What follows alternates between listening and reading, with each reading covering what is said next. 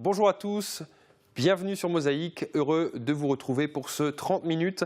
À la une aujourd'hui, la phase 3 du projet de requalification du centre-ville de Sarreguemines. Après la rue des Généraux-Crémer, la rue de la Chapelle, la rue du Maire-Massin et la rue Poincaré, cet été, ce sera au tour de la rue Pasteur d'intégrer l'espace partagé. La municipalité de Sarreguemines poursuit son projet de semi-piétonisation. Dans l'alignement de la rue de la Chapelle, la rue Pasteur valorisera les déplacements à pied. Les travaux débuteront au mois de juillet et entraîneront plusieurs changements au cœur de ville. On y revient dans le JT de Mosaïque. Voici le sommaire.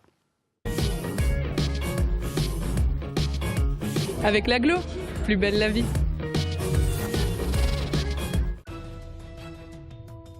Le soleil était dans le ciel et dans les cœurs. En cette fin de semaine, nous reviendrons sur les événements qui ont rythmé la vie locale. Nous parlerons de ces initiatives en faveur du développement durable qui fleurissent un peu partout.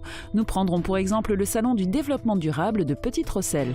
Enfin, nous reviendrons sur les projets de travaux au centre de Sarreguemines. La ville poursuit sa mue vers la semi-piétonisation. Pour la petite histoire, nous vous présenterons la résidence de Louis Pink à Hambach. Dans Tendance, nous allons redécouvrir le vélo. Plus qu'un simple moyen de transport, il peut être un véritable produit de détente et de loisirs et intègre les nouvelles technologies. Nous terminerons cette émission par la préparation du plat de cette semaine, un coulibiac de saumon. Le 20 avril 2011 s'était déroulé à Metz un sommet extraordinaire de la grande région. Un seul thème, mais pas des moindres, était à l'ordre du jour, le nucléaire. Replay. Le saviez-vous? Le cloud est gratuit pour l'éducation, en prime avec le leader mondial du logiciel, Microsoft. Pour les pros, la solution c'est le cloud ID Réseau. À l'origine de ce sommet extraordinaire, le drame japonais. Les exécutifs de la grande région veulent prendre en compte les inquiétudes de leurs concitoyens respectifs concernant les risques liés aux centrales nucléaires. Ici, il s'agit en premier lieu de Cattenom, une centrale française, mais située à 2 pas de la frontière et qui préoccupe particulièrement nos voisins luxembourgeois. Même si le Premier ministre luxembourgeois a clairement exprimé l'opposition du Grand-Duché au recours à l'énergie nucléaire, ce débat n'est pas à l'ordre du jour de ce sommet extraordinaire. En l'absence de politique européenne sur ce thème, le nucléaire est en effet une compétence nationale. Les exécutifs de la grande région sont en revanche directement concernés par les notions de sûreté, de sécurité et d'information. À l'issue d'un débat à huis clos, les exécutifs de la grande région avaient adopté une résolution finale.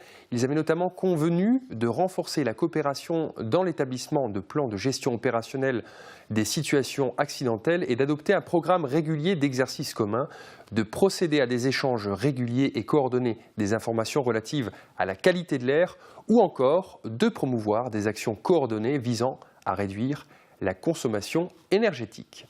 On passe à la page météo. 34% des accidents du quotidien ont pour origine les loisirs et le jeu. Assurance accident de la vie, la sécurité par tous les temps. Bonjour tout le monde, pour demain il fera beau et chaud. Côté ciel, pas de changement, le soleil se montre généreux et brille le plus souvent sans conteste. C'est donc une journée de grand beau temps qui s'annonce. Côté température, elles sont orientées à la hausse avec de 1 à 7 degrés le matin et de 19 à 22 degrés l'après-midi. Demain mardi 21 avril, nous fêtons les Anselmes. Le soleil nous accompagnera de 6h28 à 20h28. Je vous souhaite à tous une très bonne journée et vous retrouve dès demain.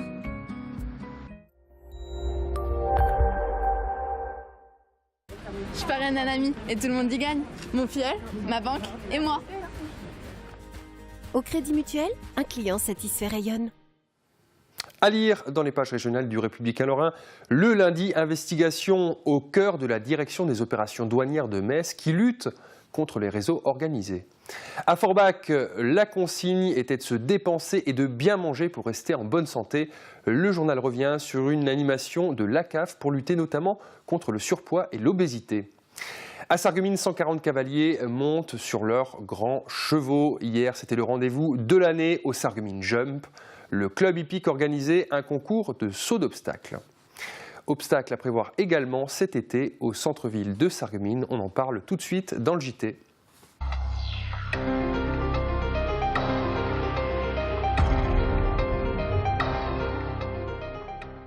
La requalification du centre-ville de Sarreguemines se poursuit. Elle avait débuté sous le précédent mandat. par les rues Crémer, Chapelle, Mermassin et Poincaré et va se poursuivre par la rue Pasteur. Les travaux de viabilisation des réseaux enfuis ont commencé. Le gros œuvre aura lieu au mois de juillet. Explication complète avec Thomas Drouin. Pour l'heure, on circule encore rue Pasteur. Pourtant, dès le mois de juillet, ce sera plus compliqué. Dans la lignée de la rue de la Chapelle, cette rue reliant les bords de Sarre à la rue piétonne et aux espaces partagés sera l'objet d'un lifting complet. Elle aura dans l'aspect ce que nous trouvons dans la rue Poincaré, c'est-à-dire la voie de circulation avec des pavés et les trottoirs qui seront très élargis. Le chantier coûtera 800 000 € à la ville. Il débutera début juillet pour se terminer aux alentours du 15 octobre. Un début de chantier tardif pour ne pas nuire aux différentes festivités de la ville. La fête de la musique et la Saint-Paul pourront ainsi toujours prendre leur quartier dans la rue Pasteur. Du côté des commerçants, la ville a souhaité jouer le jeu de la transparence et du dialogue, promettant aux enseignes bordant la rue un cadre beaucoup plus ouvert et accessible aux piétons que l'actuel. Des discussions d'autant plus apaisées qu'elles peuvent s'appuyer sur l'exemple des espaces partagés déjà réalisés. Il y avait déjà un premier exercice qu'on a fait et dont on voit aujourd'hui le résultat, c'est le déplacement des arrêts de bus. Vous aviez ces arrêts de bus dans la rue Pasteur qui évidemment ne correspondaient pas à un volume dégagé, à un volume calme, moins bruyant. Tout au long de leur durée, les travaux entraîneront toutefois quelques modifications de circulation. Ainsi, les voitures empruntant la rue Poincaré ne pouvant poursuivre leur route rue Pasteur seront dirigées vers la rue de la Chapelle qui changera donc de sens jusqu'à la rue du Marquis de Chamboran qui changera aussi de sens dans sa première portion pour permettre aux automobilistes de rejoindre la rue des Vosges. Ces modifications de sens seront provisoires, ce qui ne sera peut-être pas le cas pour deux essais de verrou de court sens interdit pour tenter de diminuer la circulation traversant le centre-ville. Le premier se situera rue des Vosges et permettra de gagner quelques places de parking. Le second, lui, sera certainement l'objet de plus de polémiques. Ce deuxième court sens interdit ou verrou se trouvera à l'extrémité de la rue de la Montagne. Thomas Drouin et Julia Bitran se sont rendus sur place pour comprendre concrètement comment sera changée la circulation à ce point d'entrée du centre-ville. L'automobiliste en provenance de la rue de la Montagne se trouvera à cet endroit face à un sens interdit. Il devra, pour rejoindre la rue des Généraux Crémer, tourner à gauche dans la rue des Frères, puis emprunter à droite cette petite rue pavée en direction de l'église. Enfin, de nouveau à droite dans la rue Saint-Nicolas.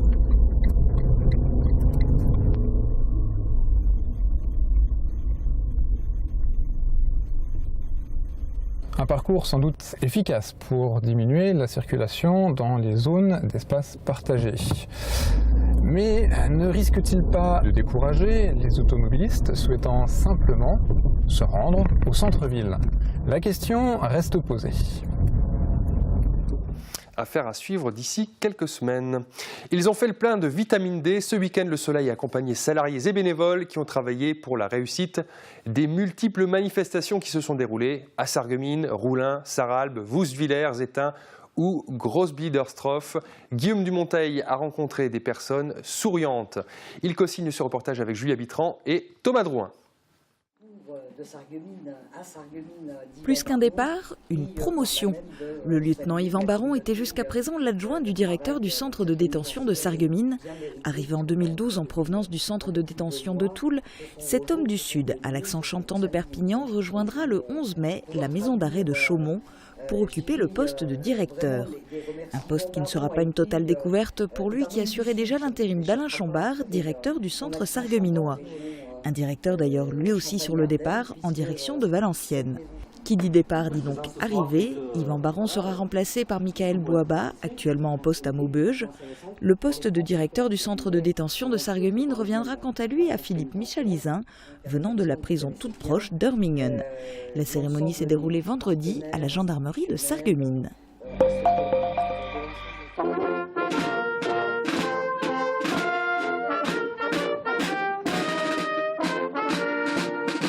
152 ans après, le souvenir est toujours intact. Dimanche matin s'est déroulée à Sarreguemines, au monument aux morts, la commémoration du combat de Cameron.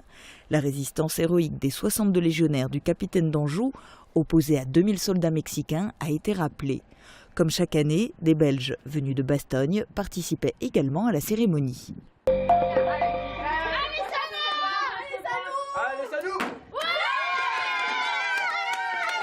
Ce ne sont pas des cris de bataille, mais d'allégresse que l'on pouvait entendre autour de la maison franco-allemande samedi. 22 stagiaires passent actuellement à Sarreguemines la première étape du BAFA, la formation générale. Ils apprennent à devenir animateurs. Ils imaginent des univers et des activités auxquelles des enfants pourraient prendre part en centre aéré ou en accueil périscolaire. Samedi après-midi, ils ont ainsi imaginé les Olympiades de la galaxie.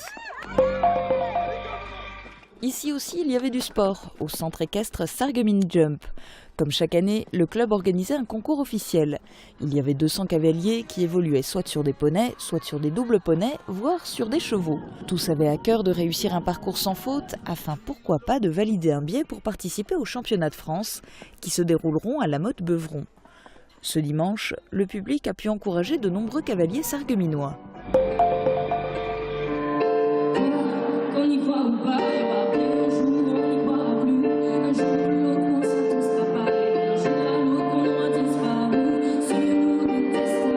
Vous l'avez sans doute reconnu, il s'agit de Marina D'Amico. La jeune femme de Tédin, finaliste d'X Factor, a une nouvelle fois chanté en faveur des enfants malades.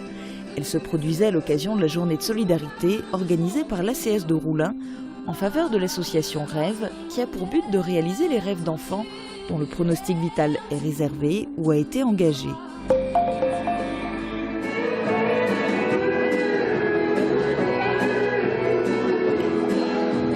Changement d'ambiance, mais toujours en musique, à Vosswiller, l'association Tennessee Dancers organisait un bal country.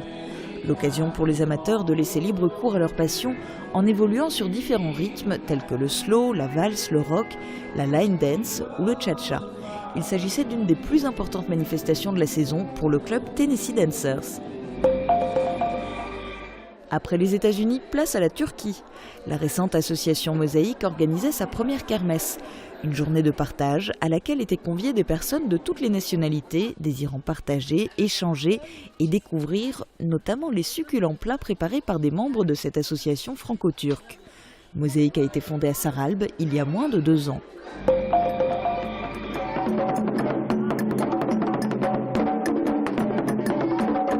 Rencontre à présent avec les rythmes africains. L'association Calan organisait son traditionnel stage de danse et de percussion ce week-end. Plus de 30 stagiaires y ont participé. Ils ont profité des 2 journées de stage pour se perfectionner et pour se dépenser. L'argent récolté avec cette manifestation permet à l'association de continuer à construire une école à Bobo-Dioulasso, au Burkina Faso. 150 élèves la fréquentent déjà. De la sueur et des sourires également à Grossbliederstroff pour une manifestation traditionnelle qui faisait son retour cette année. Tout Grossbli-Roulin joue au volley. 12 équipes de 6 joueurs s'affrontaient dans la bonne humeur pour tenter de remporter ce tournoi. Une bonne publicité pour l'entente sportive Grossbli-Roulin qui propose tous les vendredis une activité loisir de volley-ball. Le Racing Club de Sarreguemines n'était pas en reste puisqu'il organisait le 2e marché aux puces de son histoire. Une bonne quarantaine d'exposants a répondu présent. Avec l'argent récolté, le club peut fonctionner et permettre aux jeunes footballeurs de participer à des tournois dans des régions de France éloignées. Cette année, ils iront à Cannes. Les bénévoles du RC Sarreguemines espéreront une nouvelle fois un public nombreux le 24 mai à l'école bilingue ABCM pour la traditionnelle kermesse. Il y avait également des objets intéressants à acheter à Zétain lors de la bourse aux affaires d'enfants proposée par l'association des parents d'élèves de l'école maternelle. Des jouets étaient également proposés. Il s'agissait de la première bourse de printemps organisée par l'APE qui vend également durant l'année des beignets, des galettes des rois et qui est aussi à l'origine d'une bourse aux vêtements en automne.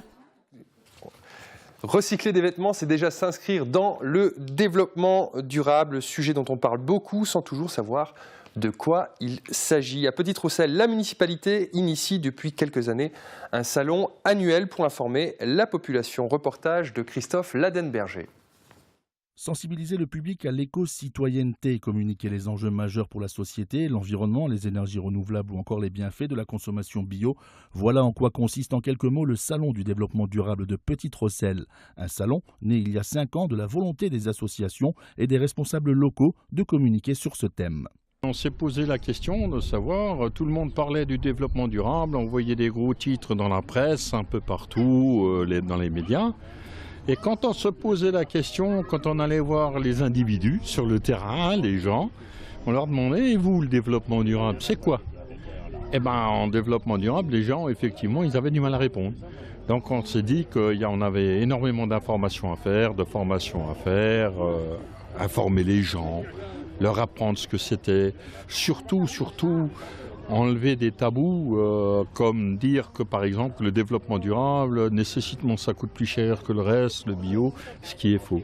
On a 24 exposants et donc on a beaucoup de nouveautés, dont une des nouveautés, la voilà, les alpagas, des bêtes merveilleuses. Et ensuite, on a comme nouveauté, on a les arboriculteurs qui participent pour la première fois, donc pour nous démontrer la taille des arbres, la greffe des arbres. Et on a une association qui s'appelle Une ferme dans la ville, qui est basée à Merlebach, et qui cette année qui propose des produits bio. C'est une association de producteurs qui propose des produits bio, mais qui les propose en circuit court, c'est-à-dire des produits originaires de la région. Environ 350 visiteurs se sont rendus sur ce salon ce dimanche, un chiffre doublé par rapport à l'an dernier, ce qui explique bien l'attrait de la population sur ce thème du développement durable. Fin du JT, à suivre la petite histoire tendance et on file en cuisine.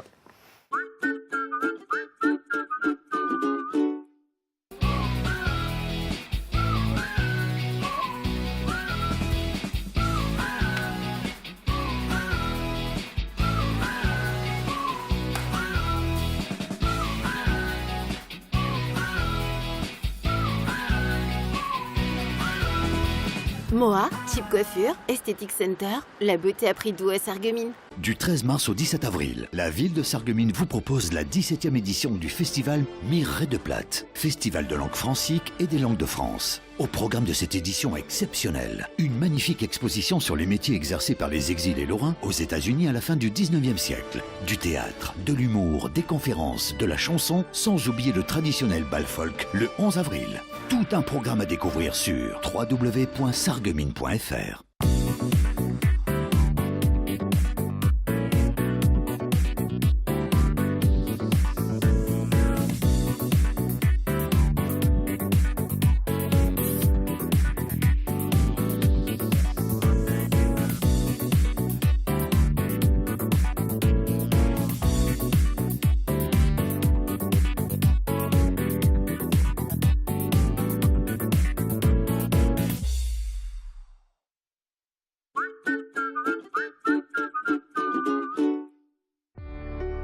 Dans les moments difficiles, on a besoin de professionnels. AVS. Notre métier, vous accompagner.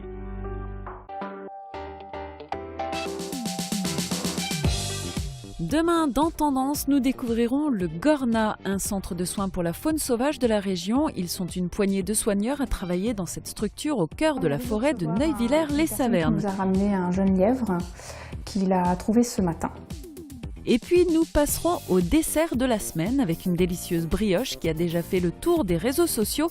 On la connaît en général fourrée au Nutella. Ici, on vous la propose à la crème et à la cannelle.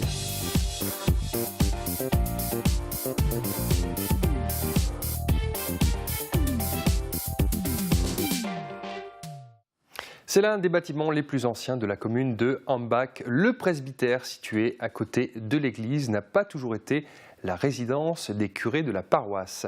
C'est la petite histoire du jour.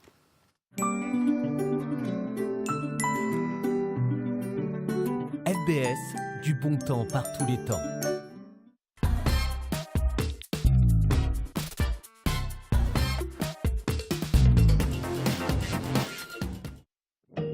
Ce bâtiment date de 1764. Il a été construit à l'époque pour loger le premier vicaire de la paroisse de Hambach. Mais celui-ci a été contraint à l'exil à la Révolution française. Dès lors, le bâtiment obtint une vocation militaire. L'étage servait d'infirmerie pour les dysentériques et le rez-de-chaussée accueillait les militaires invalides travaillant le nitrate pour la préparation de munitions. En 1800, le bâtiment est restitué au clergé puis remis en état et agrandi. C'est ici qu'a vécu de 1908 à 1940 l'abbé Louis Pink, éminent collectionneur de vieilles mélodies. Il y a aussi rédigé les 6 volumes des Verklingende Weisen. De retour au XXIe siècle, nous allons redécouvrir le vélo dans tendance. Plus qu'un simple moyen de transport, il peut être un véritable produit de détente et de loisirs qui intègre les nouvelles technologies. Outre les matériaux ultra légers, certains font appel à des outils de commande électronique. Regardez. Avec Firsch Menuiserie, votre maison devient tendance.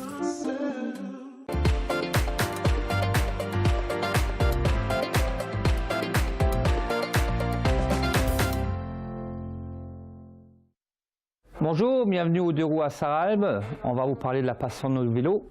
Il y aura plein de choses à dire et on va vous montrer qu'effectivement le vélo a changé. Là, on va vous présenter le dernier cri donc, en ce qui concerne le VTT, qui représente quand même 70% du marché actuel. Faut savoir que le VTT a relativement changé par rapport aux années précédentes, puisqu'on passe aujourd'hui sur de la suspension intégrale. On a la suspension arrière, on a la suspension avant qui peut être pilotée électroniquement. Aujourd'hui, vous avez l'électronique qui est embarquée tout simplement pour que l'utilisateur puisse plus facilement utiliser son produit. La suspension se gère tout seul, on n'a plus besoin de réglages farfelus. Ça limite l'entretien. Par contre, effectivement, de l'électronique embarquée veut dire qu'on a un coût supplémentaire dès lors de l'achat. Ce type de produit s'adresse de plus en plus à des amateurs. Donc ça, tout le monde pédalier, on avait vu.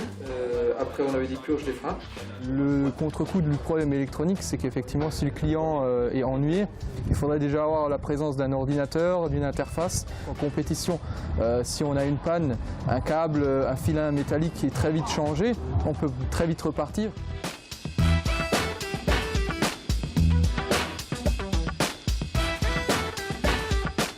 Une tendance qui se démocratise de plus en plus, le vélo à assistance électrique, donc qui se décline en plusieurs produits. Donc là on a des autonomies grâce aux batteries et aux systèmes de dernière génération qui atteignent 160 à 180 km d'autonomie. À la différence des mobylettes, donc le vélo à assistance électrique, la condition numéro 1 est de pédaler. Dès le moment où on arrête de pédaler, le moteur cessera d'aider. Donc après, suivant la force et suivant le système ainsi que le mode choisi au niveau de l'aide, le vélo va démultiplier la vitesse jusqu'à arriver au point de 25 km/h qui est réglementé en France.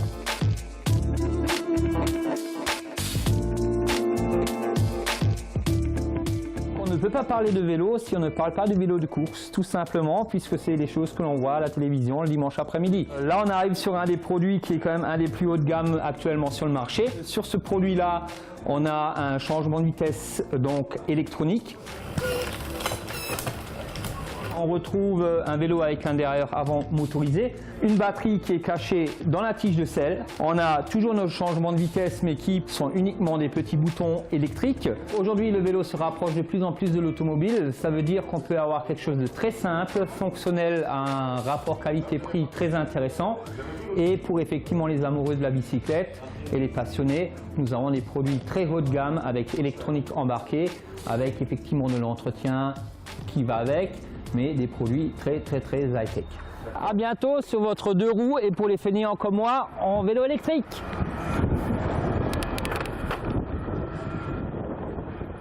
On quitte son vélo et on entre en cuisine avec Annette Henrich. Le plat de la semaine qu'elle vous présente est facile à réaliser. C'est un coulibiac, un plat complet et idéal à transporter pour un pique-nique par exemple. Bon appétit! Les cuisines au meilleur prix. Aviva présente entrée plat dessert. Aviva, la cuisine qui vous va.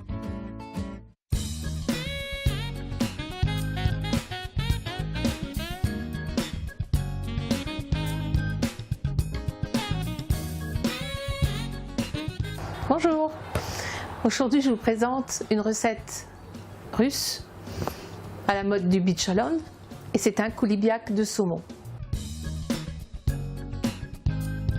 Commencez par faire cuire le riz dans une eau salée, faites cuire le saumon au courbouillon et laissez refroidir un peu.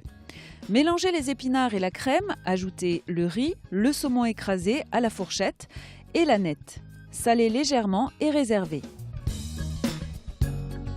Étalez la première pâte feuilletée en rectangle et garnissez de la moitié de la préparation au saumon. Laissez tout autour un bord d'environ 1 cm. Déposez en enfilade sur toute la longueur les 5 œufs durs et calés et couvrez avec le reste de la préparation. Rabattez les bords de la pâte et mouillez tout le tour avec un blanc d'œuf. Couvrez avec la seconde pâte feuilletée, fermez bien tout autour et badigeonnez d'un jaune d'œuf mélangé avec un peu de lait. Décorez à la fourchette et formez une cheminée. Il ne reste plus qu'à faire cuire 45 minutes à 200 degrés. Servez vos tranches de coulibiac avec une sauce à la crème et au citron additionnée de quelques fines herbes.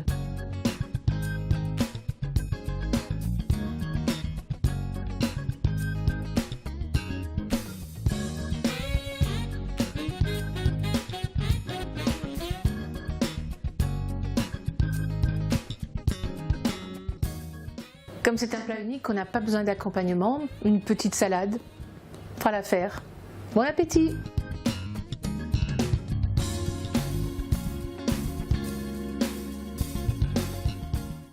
Fin de cette émission. Merci pour votre fidélité. Excellente journée à toutes et à tous.